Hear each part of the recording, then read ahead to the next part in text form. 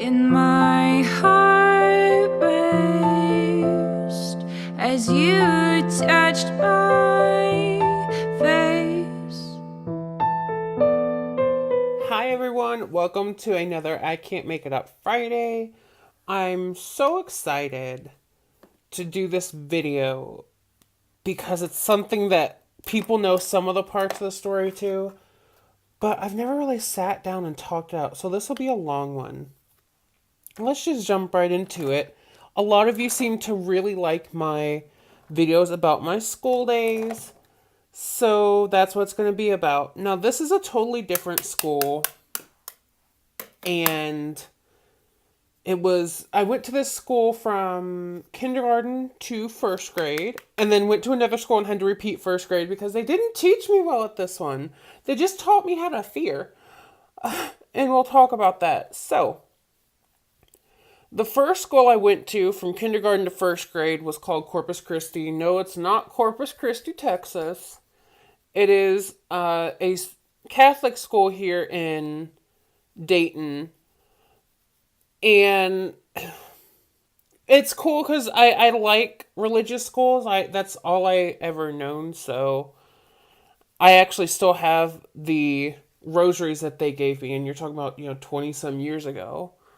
So, kindergarten was okay. We had a teacher who unfortunately had cancer pretty much the entire year. So, I don't remember that much of her, just that she was kind of monotone and kind of boring. But she eventually did recover from her cancer. We went to first grade, and this is where the nightmare begins. I really don't even know where to start because this is crazy. I am not making any of this up. I have people to verify this horror story. It is truly, they need to make an American Horror Story like Catholic school version. So, first grade teacher her name was Mrs. Coleman. I can't see with that mirror. Her name was Mrs. Coleman. And Mrs. Coleman was very unique. She had worked there pretty much her entire teaching career, I guess. I don't know how she was even a teacher. She was, I would say, probably about maybe 60 or so. She had the darkest eyes I've ever seen on a person. Dark eyes, dark soul. And she would always, this is the weird thing, she was like team dark skin before it was popular. She would literally say that. Not team dark skin, but she would say dark skin. And I don't know. She probably originated it. You're talking about like 1990, 96 or something. So, I remember the first day of first grade, she had all of us sitting down and she had our parents standing because apparently she had taught some of the students' parents. They had luckily survived, and why they would put their kids through what they survived, I don't know. But she was gloating about, look at these parents that I taught. They turned out wonderful because of Mrs. Coleman. It's exactly how she talked. And she had her husband there. This poor... I loved him. He was kind of like... He reminded me of like a quiet red fox. Literally. She was like the loud red fox. He was the quiet side of red fox. And she's like, Mr. Coleman loves living with me. We've been married for 40 years. Isn't that right, Mr. Coleman? I mean, she was just... It was brutal. It was a brutal first day. First day. I can't remember day for day because I literally do believe, and I'm not even joking this to be funny, I do believe I blocked out most days just because it was actually a traumatic experience. I'm not even lying. Some of it's humorous, yes, but it was traumatic. So let's get into some of those traumatic moments. The first time I knew that she hated me was when randomly she put me at a table by myself. I know I'm sitting here doing my contour forever, but it does not look right. Let's just skip it. She sat me at a table by myself for no reason. just one day I walked in, she said, "You're going to be sitting at this table all off to yourself." I had no idea why. Because, obviously, I was just a little kid. I did not know, I didn't question it either because she was scary as stuff. And I sat at that table by myself for probably a good 3 months. No rhyme, no reason to it. Just, obviously, she hated me. One day I was sitting at the table. I can't get my contour right, y'all. It looks absolutely terrible, but thank God I'm doing like a weird look today.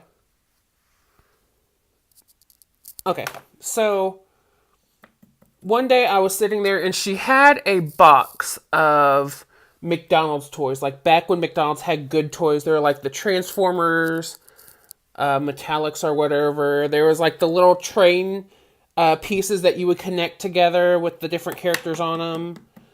Just stuff like that. Still in the package, not even taken out. And she's like, Go ahead and take one. and I'm like, I'm good. And she's like, It's okay, Mrs. Coleman said you could take one.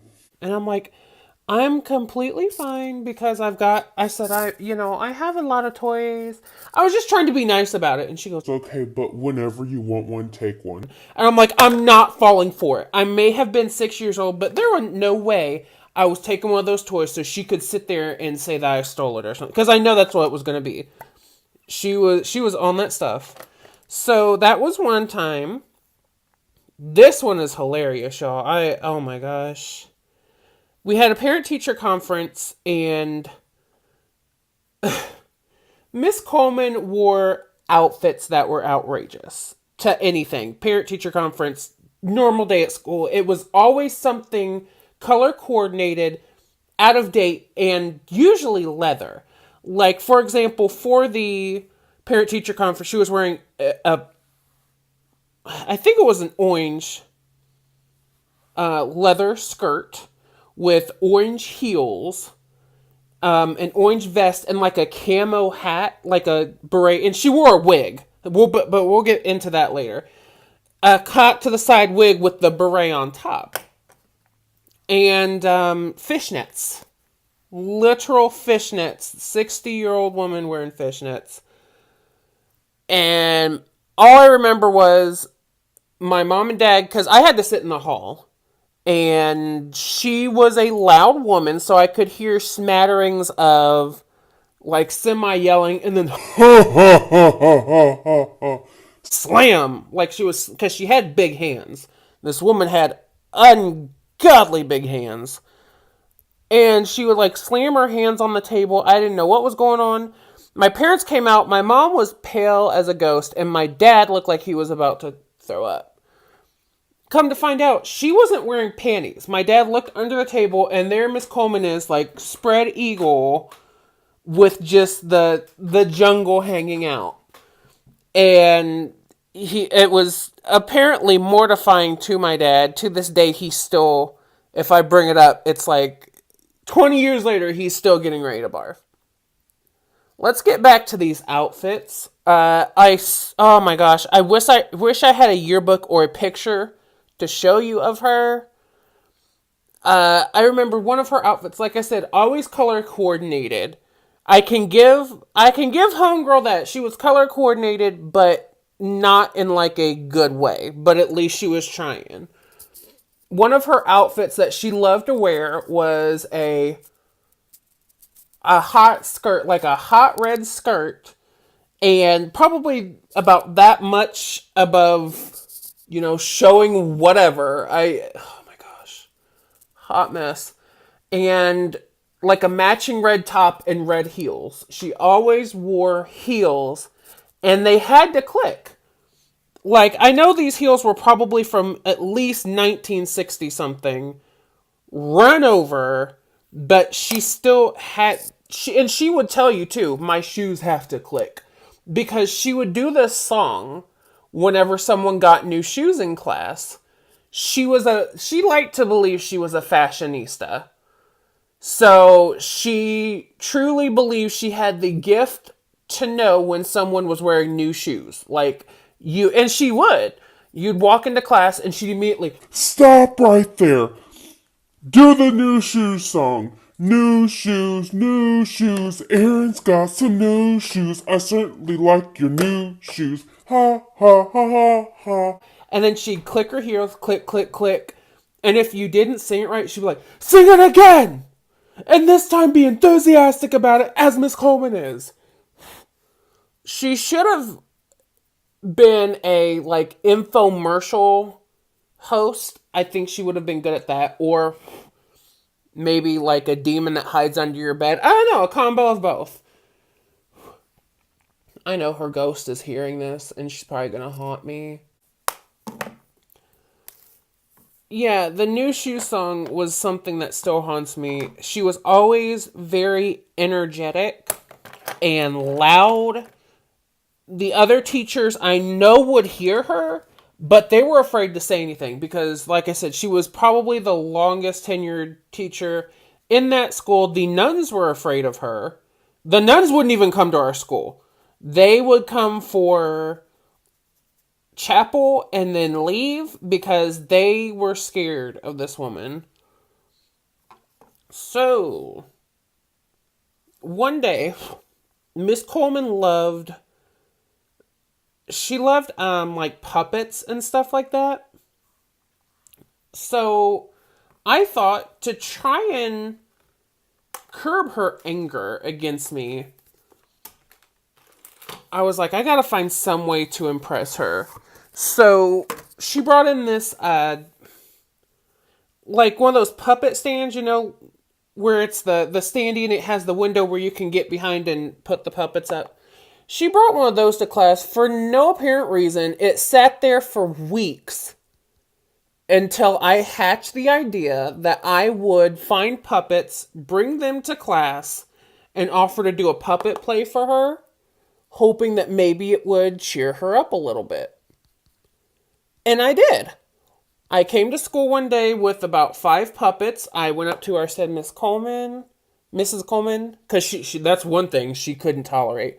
If you said Miss Coleman, it is Mrs. Coleman. I'm married. So I said, Mrs. Coleman, I've got puppets. If you'd like me to put on a brief puppet play for you, I would be more than happy to. So she goes, oh, stop class, what you doing? This was right when class started. We hadn't begun no work. The day wasn't even had begun. The bell hadn't rung. And she goes, Aaron has puppets. We're going to do a puppet play. She said, pick a couple kids, get behind there and put on a puppet play. And I'm thinking, like I said, we hadn't started class yet. So we would probably do like a 5-minute play before class and then go on about the day. Hopefully, I was just hoping she'd be in a better mood. I picked a couple kids. We got behind there and we just winged it. It was nothing like professional. There was no script. We just kind of ad-libbed this little, you're going to the store today. Oh, cool. I'm going to come with you. Just that kind of thing. And she's over there tearing it up. Oh my gosh. More. Oh, I just love it. Laugh. Class, you better laugh. I'm having fun. I mean, screaming at the kids sitting to the point where I think there were a lot of kids who were hoping at that point, they were wishing that they had been nicer so I would pick them to do this because they were getting screamed at. And then she was yelling at us, but not like in the mean way. She was like, more. Oh my gosh, I love it. Click, click, click, click in her heels. Oh my gosh. More. I'm loving it. Laugh, class, laugh. Screaming at these poor kids and screaming at us to continue with the play. And after like 15 minutes of doing it, I thought we were done. So I started winding it up. We had like a little story to it. So I started winding it down. She goes, that's not it. You can't tell Mrs. Coleman that that's it. So I was like, oh, okay, keep going. Like, we need to come up with more stuff. So we just started winging it even more. And she was roaring, tearing it up, just loving it. Like, it was literally the best thing she'd ever seen in her life. And I was like, oh my gosh, I've never heard her laugh at something funny before. I've heard her laughing, torturing children, but not like actually having like people fun. So she's still tearing it up, and an hour goes by. I'm like, when are we gonna do schoolwork? Because the kids sitting down watching still had papers and were expecting to do school, and she was literally like, Put that down. They are putting on a play for us. You respect what they're doing. This is art. And then, okay, proceed. so we kept doing it. Then we had to stop for lunch. She goes, Oh, that was just so enjoyable. I thought that was the end of it. She was giving us rave reviews. She goes, We'll pick this up after lunch. literally the entire day, that's all we did. And there were kids in the lunchroom going, can I please like play with the puppets too? No, you can't, because A, I don't like any of you, and B, the only reason why they wanted to play with the puppets, not because it was like fun, but because she was like, we were rock stars in that class for that day. She loved what we were doing, and that's how I became sort of not her favorite, but I got into her good graces. So I've got jumbo eyeliner. So the next day, I was leaving the classroom that day, and she goes, I know you're going to bring those puppets tomorrow. so I did for probably a good 3 days. I don't know if it's because she didn't want to do her job or because she was literally entertained or both. I don't know. But we put on a puppet show for hours straight for about an entire 3 days to a week. No work. That's probably why I was held back. Because we didn't do work with her. We just cowered in fear and cried was pretty much all I learned in that class. First grade. Might I remind you, first grade. She also stole from me. Let's go on to that story. There was this, I know probably a lot of you did this in school. You sold magazine subscriptions, and the more you sold, the more, it's just a trap. You know, I don't know what the sole purpose of it was, but for us to get competitive and want to kill each other. I worked my tail end off selling these gosh dang subscriptions just to get literally like not even a Tiger electronic device. It was like the knockoff of an electronic device. It had Tetris. That was the high prize. I don't even know what the low end prizes were, but that was the highest prize. And for some reason, I wanted it. So I actually sold enough subscriptions to get every stinking prize. And of course, they send them to your teacher. They send them to the school, then to the classroom. The teacher passes them out. I had every prize but the Tetris. And I'm like, that's not fair because I sold enough to get it. My mom went to her and she's like, okay, they said they gave it to you, Mrs. Coleman. Where's it at?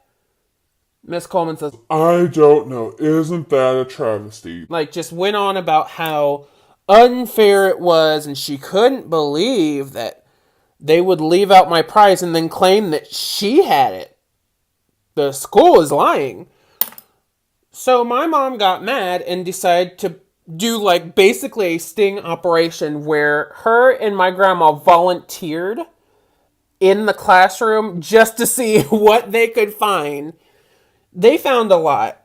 Let's just get into that a little bit. So we had this the room was set up weird. There was like a separate little space for our coats and stuff that you could go to. It was like a huge closet, and it had two different doors. You go in one and come out the other, and she was very particular about that.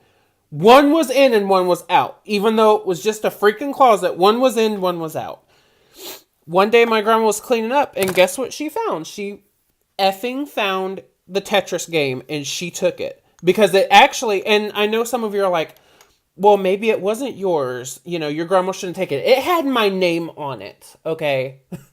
It had the label and it said Aaron Smith on it. So, clearly, she just didn't want to give me the effing Tetris game. Something else my grandma discovered. We had those old plastic lunch trays. And Miss Coleman seemed to really like to collect those and then return them like 30 years later. And my grandma had to collect the lunch trays off of her desk once. It was so filthy. I think my grandma still has nightmares of the wig hair. There was actually a dead roach on one of the lunch trays. That's how unkept Mrs. Coleman's classroom was. It was crazy. I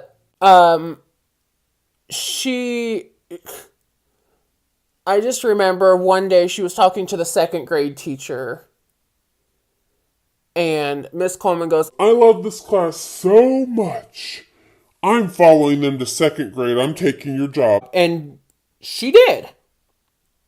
She bullied whoever she had to bully into becoming the second grade teacher. At that point, I remember her saying that and the look of terror on some of the kids' faces. And me too. I was like, there's no way I am coming back to this school. And when I told my parents, they went to the school and found out that it was basically, yeah, they're like, she's going to be the second grade teacher. So my parents yanked me quickly. After that year was done, I was gone on to another school. And, you know, at this point, like I said earlier, they had, my parents, my grandma, everybody of my family was volunteering at the school. For some reason, Miss Coleman was under the impression that we were like family. She, by the grace of God, she ended up liking me. She liked my parents and my grandma. She was very thankful. She would thank them but in like her odd way. You know, kind of like, Thank you, but you could also do this better. she was very bossy. So it was like the last day of school, and she chased me down, gave me a hug, and then went to my mom and was like, By the way, Aaron's coming back next year, isn't he? and my mom goes, no, he's actually going to a Lutheran school. And Miss Coleman had a fit and like started crying. Very embarrassing. Making a scene. Like, the theatrics of this woman were unbelievable. So she goes, I have one question for you. Mr. Coleman won't let me store my stuff at the house. So can you take my chalkboard and my chalk and my teaching, basically the entire classroom, can you put it in your basement for the summer? And my mom goes, no. There's no way. I don't know what her reasoning, just like, that's when I told my mom, because it had completely blanked my mind by then. But I was telling my mom, I'm like, one day she wanted me to like pick out a McDonald's toy. And my mom goes, yeah, it's some sort of a trap. I'm not down for it. I don't know what she was planning with the whole thing. But no, we ended up not being her storage unit for the summer. I'm sure there are other stories that I could think of to regale you with about this woman. She was a truly something else. I've never in my life had another teacher that was that frightening and that literally induced anxiety among children. She was more of a, I don't even know if she'd be a high school. If she were, she should have been a high school or college teacher. because she is more of meant to deal with older students. I don't even know if I would place that curse upon other people. And the thing is, after her class, I knew whatever teacher I had, I'd be fine. You know, you're talking about first grade. That was a good preparation into dealing with whatever atrocity I may come across. There are some crazy teachers, but that I'm the craziest. So, I actually have a task for y'all in closing this video. I'll finish this look in a little bit because this eye's not wanting to cooperate. I have a task for y'all. This was, like I said, I'll repeat all the information. Corpus Christi School in Dayton, Ohio. I would say the years were probably 95 to 96, maybe 97. Mrs. Coleman, first grade. If any one of y'all know any students, teachers, faculty, anyone who worked at the school during that time and knew Mrs. Coleman, hit me up. Or if you're one of the students and you're watching, hit me up, because it's pure scary. I want to know how everyone's done. I did talk to one girl because she was the only girl whose name I could remember, and I spoke to her. She seems to be doing fine. But it does still have a lasting effect on me, because it was scary. I'm telling you, the entire school was scary, but I think she was like the Sister Jude of the school. Just completely frightening. I know this video ran quite a while. Hopefully it kept you entertained. I've got the chills right now. Please like and share wherever you want to. And right over here we have my Instagram, 90210 Makeup. Give me a follow. Holler at me on there. Y'all have a great weekend. I love you dearly.